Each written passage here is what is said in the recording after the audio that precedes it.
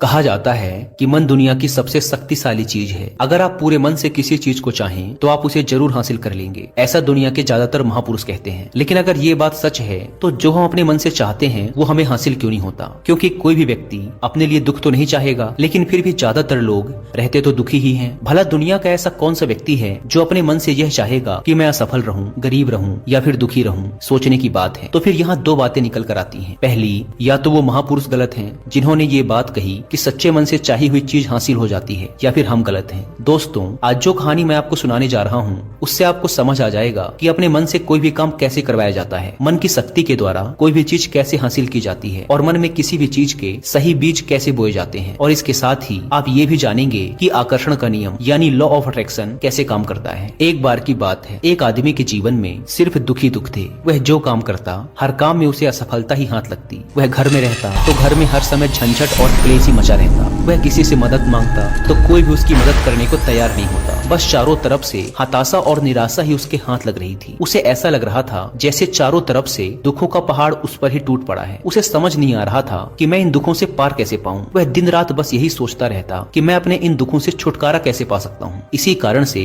वह रात में ठीक से सो भी नहीं पाता था। उसकी आंखों के नीचे बड़े बड़े काले घेरे बन गए थे और बाल भी झड़ने लगे थे। हर समय चिंता करने की वजह से उसका स्वभाव काफी चिड़चिड़ा और शरीर बहुत कमजोर हो गया था। कभी कभी तो उसके मन में आत्महत्या करने के विचार भी आते थे, लेकिन अपने परिवार के बारे में सोचकर वह यह कदम नहीं उठा पाता था। अपनी परेशानियों से वह इतना परेशान हो चुका था कि उसने एक दिन यह निर्णय किया कि वह अपने इन सभी दुखों से छुटकारा पाकर ही रहेगा, चाहे इसके लिए उसे कुछ भी करना पड़े, कितनी ही मेहनत करनी पड़े वह करेगा, लेकिन अपने दुखों से छुटकारा पाकर ही रहेगा। इसी विचार के साथ एक दिन उसने अपने एक मित्र से पूछा कि मैं अपने जीवन को खुशहाल कैसे बना सकता हूँ। उसके मित्र ने सुझाव दिया कि तुम किसी बाबा के पास जाओ। बाबाओं के पास ऐसा मंत्र होता है जिससे सारे दुख खत्म हो जाते हैं और जीवन खुशियों से भर जाता है। वह धन संपदा भी हासिल हो जाती है। बस तुम किसी ऐसे बाबा को ढूंढ लो और तुम्हारा काम हो जाएगा। उस आदमी के मन में यह बात अंदर तक बैठ गई कि अब कोई बाबा ही मेरी समस्याओं का समाधान कर सकता है। इसीलिए अब से उसे जिस भी बाबा के बारे में पता चलता वह उसके पास पहुंच जाता और अपनी सारी समस्या बताकर उसका समाधान पूछता और कहता, बाबा मैं कुछ भी करने को तैयार हूँ, आप जो कहेंगे मैं सब करूँगा, बस आप मुझे मेरे दुखों से छुटकारा दिलवा दें। बाबा उसे कुछ उपाय बता देते और कहते, इस उपाय को करने के बाद तुम्हारे घर में सुख शांति बनी रहेगी, लेकिन याद रहे इस उपाय को पूरे नियम के साथ करना। इन उपायों के बदले बाबा उस आदमी से अच्छी खासी दान दक्षिणा ले लेते। वह आदमी पूरे नियम विधि के साथ उन उपायों को करता, लेकिन बहुत से उपाय करने के बाद भी उसके जीवन में कोई बदलाव नहीं आ रहा था। इसके विपरीत बहुत से बाबाओं को दान दक्षिणा देते देते उसका धन भी खत्म होने लगा था, जिससे उसकी मुसीबतें और भी बढ़ने लगी थी। उसने सोचा, इन बाबाओं के पास जाने से तो मेरी मुसीबतें और बढ़ने लगी हैं, तो क्या करूं? इन बाबाओं के पास जाऊं या इनके पास जाना ही बंद कर दूं? फिर एक दिन उसे एक आदमी ने सलाह दी कि तुम अपने घर में किसी अच्छे पंडित को बुलवाकर हवन करवाओ, पूरे विधि विधान से मंत्रोच्चारण करवाओ। इससे घर में जो भी नकारात्मक ऊर्जा होगी वह भाग जाएगी और घर में सुख शांति आएगी। उस आदमी के दिमाग में यह बात अच्छे से बैठ गई और उसने एक पंडित को अपने घर बुलवाकर हवन करवा लिया। हवन अच्छी तरह से संपन्न हुआ और उस व्यक्ति ने पंडित को अच्छी खासी दान दक्षिणा देकर खुशी खुशी अपने घर से विदा किया। हवन करने के कुछ महीने बाद तक उसके घर में सब कुछ ठीक चल रहा था। घर में सुख शांति भी बनी रही और उसके छोटे छोटे रुके हुए काम भी पूरे होने लगे। लेकिन कुछ महीनों बाद फिर से वही पुरानी वाली स्थिति वापस लौट आई। उस व्यक्ति को महसूस हुआ कि उसके जीवन में अब भी कोई महत्वपूर्ण बदलाव नहीं आया है। अब वह आदमी पूरी तरह से दुखी हो गया, पहले से भी ज्यादा परेशान रहने लगा। अब तो उसे लगने लगा था कि मेरे जीवन से दुख कभी खत्म ही नहीं होंगे। यही सब सोच सोच कर उसका बुरा हाल हो गया था। फिर एक दिन उसे अपने मित्र से एक ऐसे बाबा के बारे में पता चला जो समाधान बताने के बदले कोई दान दक्षिणा नहीं लेते। उस व्यक्ति ने सोचा, यह बाबा तो दूसरे बाबाओं से अलग हैं, क्योंकि यह तो कोई दान दक्षिणा ही नहीं लेते, और अगर यह कोई दान दक्षिणा नहीं लेते तो जरूर ये कोई सिद्ध बाबा ही होंगे। यही सोचकर वह उन बाबा के पास पहुंच जाता है। वहां पहुंचकर वह देखता है कि बाबा ध्यान कर रहे हैं, इसीलिए वह वहीं चुपचाप बैठकर बाबा के ध्यान से बाहर निकलने का इंतजार करने लगता है। थोड़ी ही देर में बाबा की आंखें खुलती हैं और वो अपने सामने एक दुखी और परेशान व्यक्ति को बैठा पाते हैं। व्यक्ति की शारीरिक और मानसिक हालत को देखकर बाबा को यह समझते देर नहीं लगी कि यह व्यक्ति अपने जीवन से कितना परेशान है। बाबा ने उसे संबोधित करते हुए कहा, बच्चा, बाबा के पास कौन सी समस्या लेकर आए हो? किस बात से परेशान हो तुम?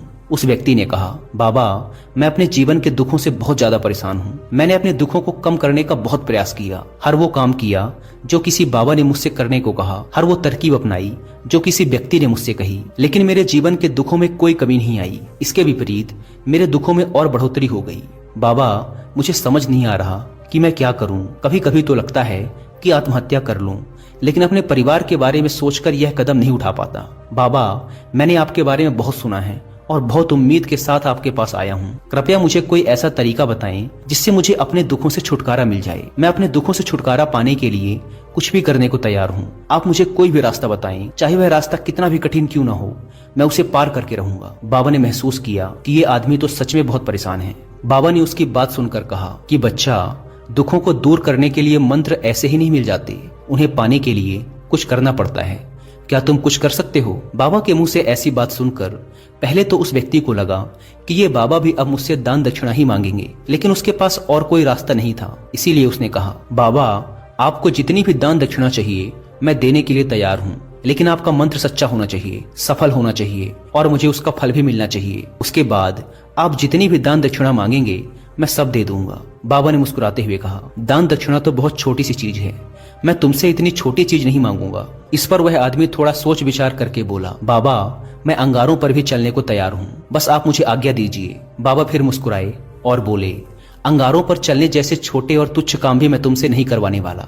मैं जो तुमसे करवाने वाला हूँ वह एक बहुत कठिन मंत्र है, क्या तुम उसे पूरा कर पाओगे? उस आदमी ने कहा, बाबा आप मुझे बताइए तो सही कि करना क्या है, मैं कुछ भी करने को तैयार हूँ। तब बाबा ने कहा, जब तुम यहाँ से अपने घर वापस जाओ तो रास्ते भर अपने मन में यह दोहराते हुए जाना कि मैं सुखी हूँ, मैं सुखी हूँ, मैं सुखी हूँ। बार बार अपने मन में इसी मंत्र को दोहराना, लेकिन याद रहे यह मंत्र जुबान में नहीं आना चाहिए, सिर्फ मन में ही इसे दोहराना है। यह सुन वह व्यक्ति बोला, बाबा बस इतनी सी बात, यह काम तो मैं चुटकी बजाते कर लूंगा, लेकिन इन शब्दों को दोहराने से होगा क्या? बाबा ने कहा, बस तुम इस मंत्र को पूरा करो, वैसे भी तुमने कई बाबाओं के मंत्र किए हैं, तो इस मंत्र को भी करके देख लो। उस आदमी ने सोचा, बाबा कोई दान दक्षिणा तो ले नहीं रहे और वैसे भी यह कितना आसान सा मंत्र है, मैं इसे पूरा कर ही लूंगा, तो फिर एक बार करके देखने में क्या हर्ज। उसने कहा, ठीक है बाबा, मैं इस मंत्र को जरूर पूरा करूंगा। यह कहकर वह वहां से चलने लगा, लेकिन जैसे ही वह चला पीछे से बाबा की आवाज आई कि बच्चा एक बात याद रखना, जब तुम यह मंत्र अपने मन में दोहराओ तो तुम्हारे मन में बंदर का विचार नहीं आना चाहिए, बंदर का ख्याल भी नहीं आना चाहिए, तभी यह मंत्र सिद्ध होगा। वह आदमी बोला, मुझे तो आज तक बंदर का विचार नहीं आया, तो फिर आज क्यों आएगा? आप चिंता मत कीजिए बाबा, मैं अपने मन में सिर्फ यही दोहराऊंगा कि मैं सुखी हूँ, मैं सुखी हूँ, इसके अलावा बंदर का कोई भी विचार मेरे मन में नहीं आएगा। इतना कहकर वह आदमी वहां से चल देता है, अपने मन में मैं सुखी हूँ, मैं सुखी हूँ यह दोहराता हुआ कुछ ही दूर चला था कि उसके मन में अचानक ही बंदर का विचार आ गया। बंदर का विचार आया और चला भी गया। वह आदमी सोचने लगा कि आज तक तो मेरे मन में बंदर का कोई विचार नहीं आया, फिर आज ही क्यों बंदर का विचार आया? ऐसे सोचते हुए उसने उस बंदर के विचार को ही पकड़ लिया। वह बंदर के बारे में ही सोचने लगा। वह भूल गया कि वह तो मंत्र दोहरा रहा था। जब थोड़ी देर बाद उसे याद आया तो वो फिर वही मंत्र दोहराने लगा जो बाबा ने उसे बताया था कि मैं सुखी हूँ, मैं सुखी हूँ।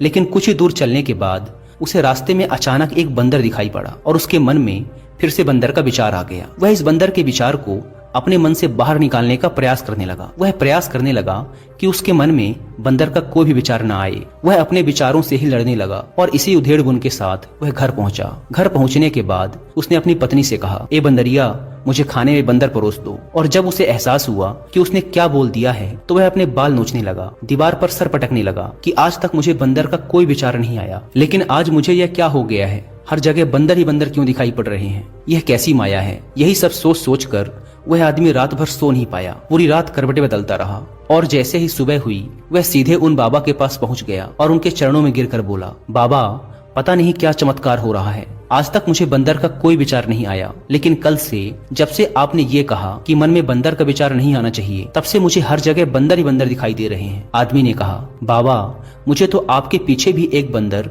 पेड़ पर बैठकर केले खाता हुआ दिखाई दे रहा है। बाबा, मेरे साथ ये हो क्या रहा है? उस आदमी की यह बात सुन बाबा हंसने लगे और बोले, बच्चा, मन का जाल एक ऐसा जाल है जिसे समझ पाना इतना आसान नहीं है। यह बंदर तो तुम्हारे रास्ते पर तब भी पड़े थे जब तुम पहली बार मेरे पास आए थे। तब भी ये बंदर इन्हीं पेड़ों पर घूम रहे थे, लेकिन तब तुम्हारे ध्यान में यह बंदर नहीं आए, क्योंकि तब तुम्हारा ध्यान तुम्हारे दुखों पर था। बाबा ने उस आदमी को समझाते हुए कहा, बच्चा, हम जिस भी चीज से दूर भागना चाहते हैं वही चीज हमारे मन में बहुत गहराई से बैठ जाती है, वह हमारे अंतर मन में समा जाती है। वास्तव में हम जिस किसी भी चीज से छुटकारा पाना चाहते हैं, हम उससे छुटकारा इसीलिए पाना चाहते हैं क्योंकि वह चीज हमसे बहुत गहराई से जुड़ चुकी है, और हम जितना ही उससे छुटकारा पाना चाहते हैं वह उतनी ही गहराई से हमारे मन में बैठती चली जाती है और अंततः हमारे अंतर मन में छा जाती है। ऊपर से तो हम सभी चाहते हैं सुखी होना, और हमारे होंठ भी यही बोलते हैं कि मैं सुखी हूँ, मैं सुखी हूँ, लेकिन हमारे अंतर मन में दुख होते हैं।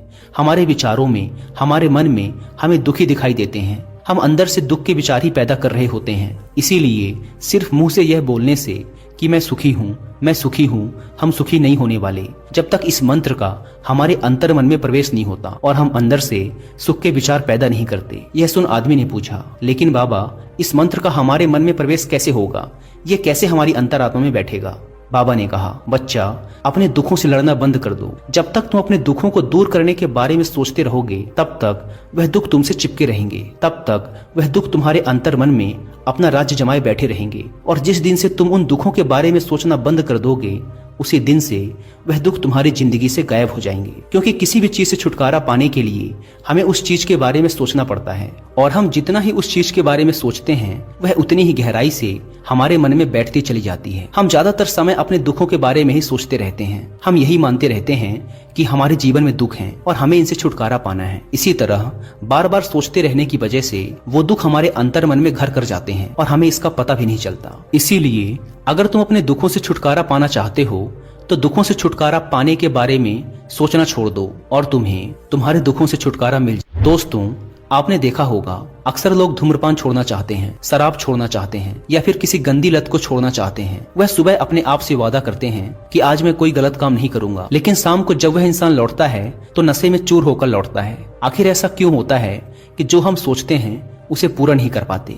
असल में हम उस समस्या को बहुत ज्यादा महत्व दे रहे हैं। जब भी हम उस चीज को छोड़ने के बारे में बहुत ज्यादा सोचते हैं तो अपने मन में उस चीज की इम्पोर्टेंस, उसकी अहमियत बढ़ा देते हैं, और हम जितना उस चीज के बारे में सोचते हैं हमारा मन उतना ही उस चीज की ओर भागता है। हमें उस चीज से लड़ना नहीं है, बल्कि बिना सोचे गुजर जाना है। और अगर इस चीज को हम अच्छे से समझ जाते हैं तो फिर हम अपने जीवन में जो भी पाना चाहते हैं उसे अपने अंतर मन में डाल सकते हैं। और अगर एक बार वह लक्ष्य हमारे अंतर मन में बैठ जाता है तो फिर सफलता पाने में कोई समस्या नहीं आएगी, कोई परेशानी नहीं आएगी।